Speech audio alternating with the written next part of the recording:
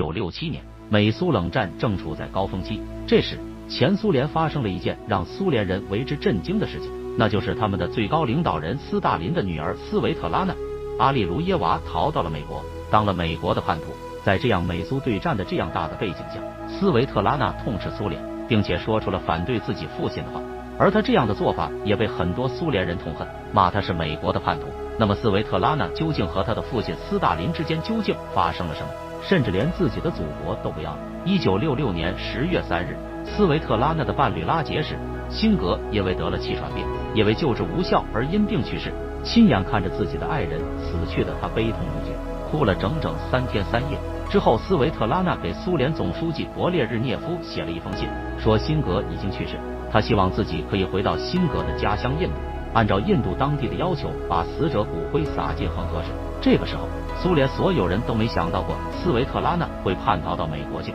而且他还向前夫所生的儿子约瑟夫保证，他一定会参加儿子约瑟夫的婚礼。1967年1月，克格勃的主席谢米恰斯内派出2位工作人员保护他去往印度，说是保护，实际上为监视，因为克格勃的人还是对斯维特拉娜不太放心。之后，斯维特拉娜就去往了印度，并住在了苏联驻印度的大使馆里。他所住的旅馆是一个非常不错的小2楼，这也使他渐渐的对印度这片地区渐渐熟悉起来。而且他还发现离他所住的宾馆不远处就是美国驻印度的大使馆。在印度共和国首都新德里居住的30天左右，克格勃的2位特工劝他尽快回到苏联去，并且软硬兼施的使了不少办法，甚至还抢走了他的护照。但斯维特拉娜已经下定决心不回莫斯科，他不要再回到那个牢笼里。在印度待了1个月后，1967年3月4日晚上，他对那2个克格勃的特工说，自己要回到苏联参加儿子的婚礼，要求他们把护照还给他。为了让这2名特工相信，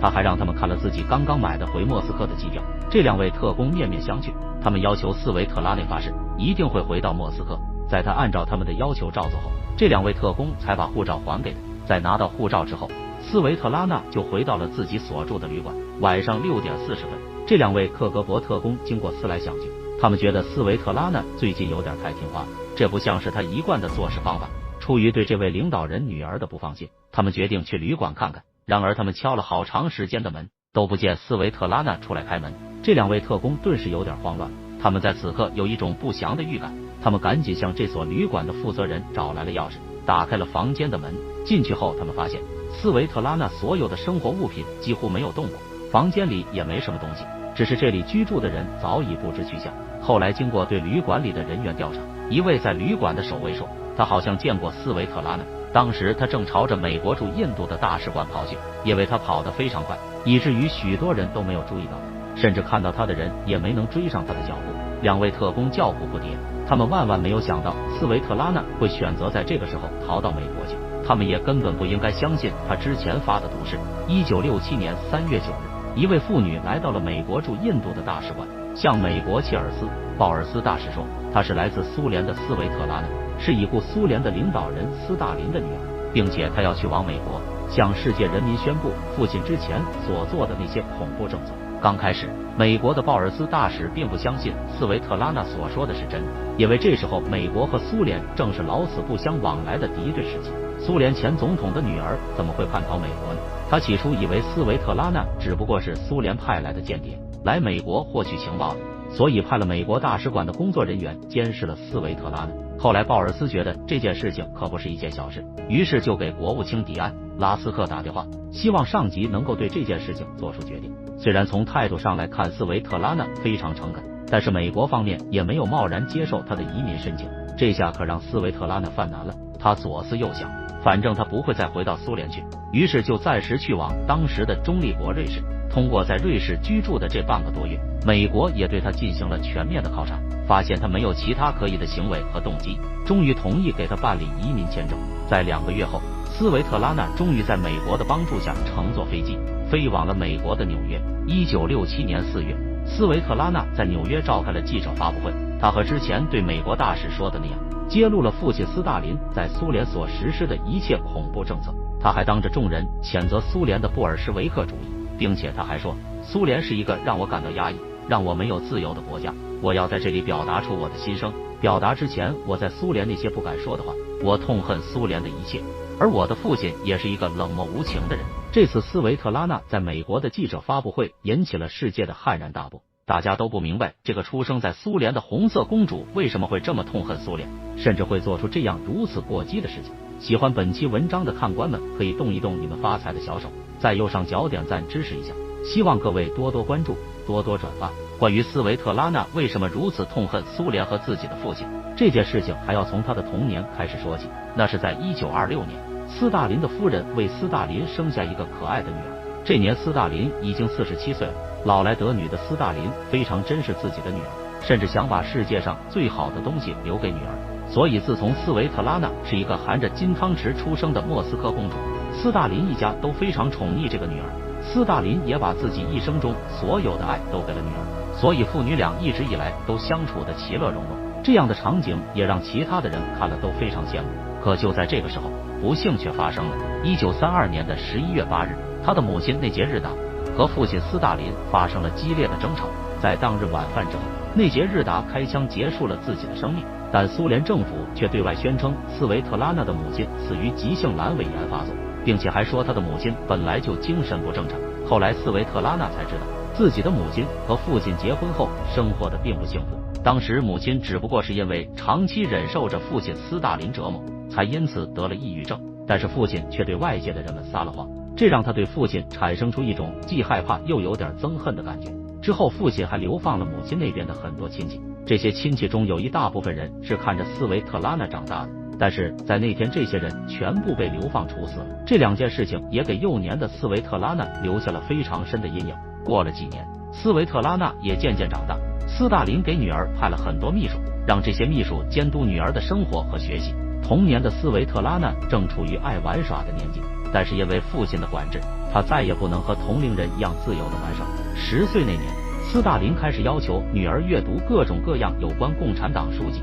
学习马克思和列宁主义，了解共产党的历史。然而这些书籍知识对于不谙世事的斯维特拉娜来说是非常枯燥又难懂的，所以她并没有认认真真的看这些书籍。知道了这件事情的斯大林非常生气，把女儿狠狠教训了一顿之后，并把她关在房间里反思自己的所作所为。这也让小姑娘觉得斯大林这位父亲非常冷漠无情。因为年纪小的缘故，斯维特拉娜此时还没有能力做出反抗，只能躲在房间里偷偷的哭泣。长大后的斯维特拉娜也越来越叛逆，她最喜欢做一些让父亲感到生气的事情。在她16岁那年，正是苏联内部政治斗争非常激烈的时刻。在这次大清洗中，她的很多同学的父母被逮捕了。如果在斯维特拉娜的班上的同学父母被逮捕的话，这些同学就会被转到其他班级去，不让斯维特拉娜和这些同学接触，以免这位领导人的女儿被阶级敌人的儿女所影响。斯维特拉娜不能接受这样的规定，因为在那些同学里有很多和她交往非常深的朋友。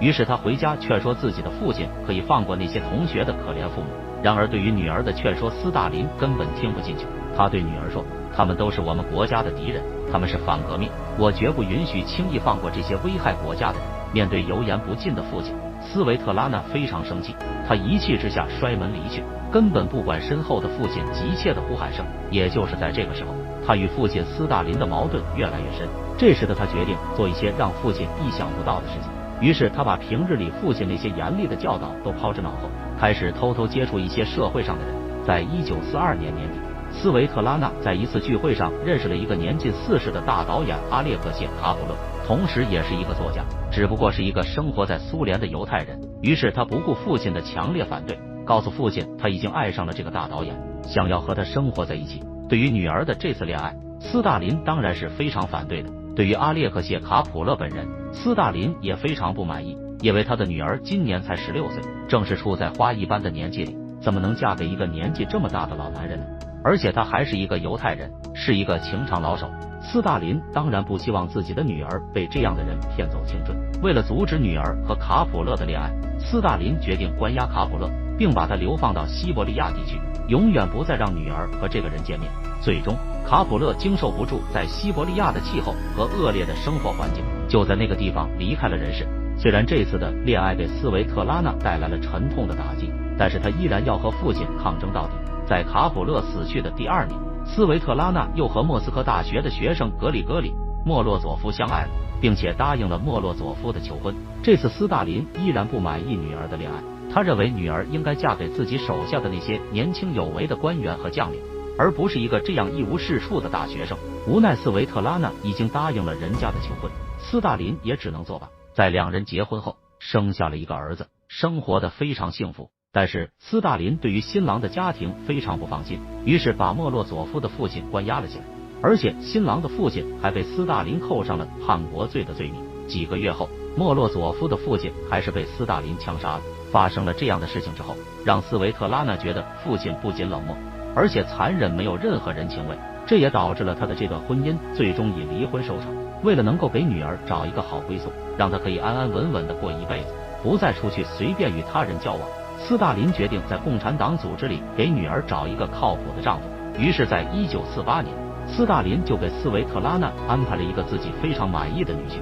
叫尤里·日丹诺夫。他的父亲是斯大林的得力助手，尤里本人也是斯大林优秀的幕僚之一。1949年，斯维特拉娜和尤里举行了婚礼。这次的婚礼非常盛大，斯大林还请了其他国家的领导人来祝福他女儿的这次婚姻。尽管如此，斯维特拉娜对尤里还是没有丝毫的感情，她的丈夫也非常不喜欢这个刁蛮任性的大小姐。在生下孩子后不久，这夫妻俩就过不下去了，宣布了离婚。1953年，斯大林因病去世，临终前，他把自己的女儿交给下一任苏联领导者赫鲁晓夫，让赫鲁晓夫代替自己管教女儿。在斯大林死后，斯维特拉娜拿起了父亲之前根本不让她接触的文学。实际上，斯维特拉娜一直都非常喜欢文学，是个文学界的天才。她熟悉4国语言，能够流利的用德语、法语和英语交流。在文学创作上，她也是个一流水平的作家，并且她还在莫斯科大学担任了文学课的讲师和翻译。1963年，斯维特拉娜认识了在莫斯科访问的布拉杰什辛格，是个来自印度的共产党员。他是来到苏联专门学习马克思列宁主义，好在回国后可以宣传这里的共产党知识。很快，斯维特拉娜就发现，辛格虽然出生在印度婆罗门这样的高种姓家庭，但他没有一丁点架子，反而待人接物总是那么彬彬有礼，看上去特别平易近人。这样的辛格让斯维特拉娜又一次动了真心，于是两人就在一起了。但是这件事情很快就被赫鲁晓夫和苏联政府知道，他们坚决反对斯大林的女儿嫁给一个印度人。而斯维特拉娜万万没有想到，在父亲去世后，自己的生活不仅没有任何自由，死前的父亲还派苏联政府限制自己的自由，这让他瞬间对自己的父亲没有了任何愧疚，反而更加憎恨这个已经去世的父亲，同时也非常憎恶苏联政府。所以这个时候的斯维特拉娜已经有了想要逃离苏联这片土地的念头。最终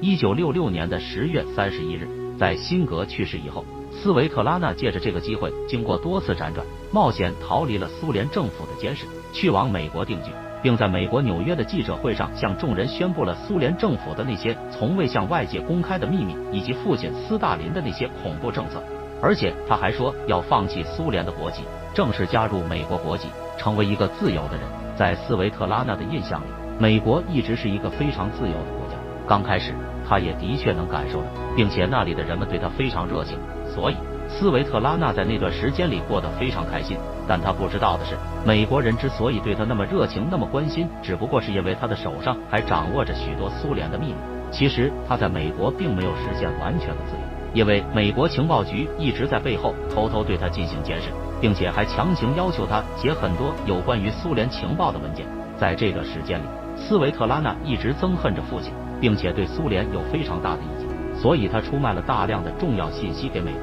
苏联方面也知道了斯维特拉娜把国家情报卖给美国人的消息，大家都非常神奇。经过苏联政府内部领导人的秘密会谈，为了顾全大局，各位领导人决定在美国派一名杀手干掉他，以免他再透露更多的信息给美国人，给苏联带来更大的损失。谁知当苏联的杀手来到美国的时候，斯维特拉娜已经成为了美国的名人。为了保护这个手握苏联重要机密的人，美国政府在他的周围都安排穿着便衣的保镖。苏联的杀手看到这样的局势并不适合搞刺杀活动，只能放弃这次行动。后来在斯维特拉娜那里获取大量情报的美国人知道他再也拿不出其他的苏联情报了，渐渐对他越来越冷漠。没了情报的他自然也拿不到美国的高额酬金了，所以晚年的斯维特拉娜的生活过得越来越落魄。这个时候的他才算真正看清了美国人的嘴脸，美国人只不过是把他当成了对付苏联的武器，他也只是一颗棋子罢了。在美国越国越穷的斯维特拉娜早已支付不起女儿的吃穿住行，但这个时候恰巧苏联正在实施为公民提供免费教育的权益，于是他决定回到苏联去。这个时候的他就像是突然醒悟一般，紧接着他又想起了在苏联还有自己和前夫所生下的儿子，他对孩子的思念之情如滔滔江水般迸发出来，于是他请求美国政府能够放他回到苏联。而美国政府这时候觉得斯维特拉娜手上没有了重要情报，也没有了利用价值，所以并没有阻止他离开美国。1984年，斯维特拉娜终于回到了自己告别多年的故土，这个曾经让他非常憎恨的地方。正当他想要和刚刚见面的儿子好好叙旧一番时，儿子那冷漠的态度像是给斯维特拉娜的头上浇了一盆冷水。在儿子的眼中，她并不是一个好母亲，而是一个抛下亲友、背叛祖国的叛徒。苏联的人民对他也不是非常友好，虽然大家嘴上不说，但心里大家都明白，这个归国回乡的斯大林女儿曾经是个叛徒，这让斯维特拉娜的心理压力非常大，她不得不再次回到美国，过完自己那坎坷的余生。每个人都会经历过叛逆期，但是斯维特拉娜的叛逆期却非常可怕，她的这种叛逆让她一不错步步错，这也使她逐渐走向错误的深渊，这也让她的后半生过得非常不幸福。2011年，年老的斯维特拉娜结束了自己充满悔恨和愧疚的一生，终年85岁。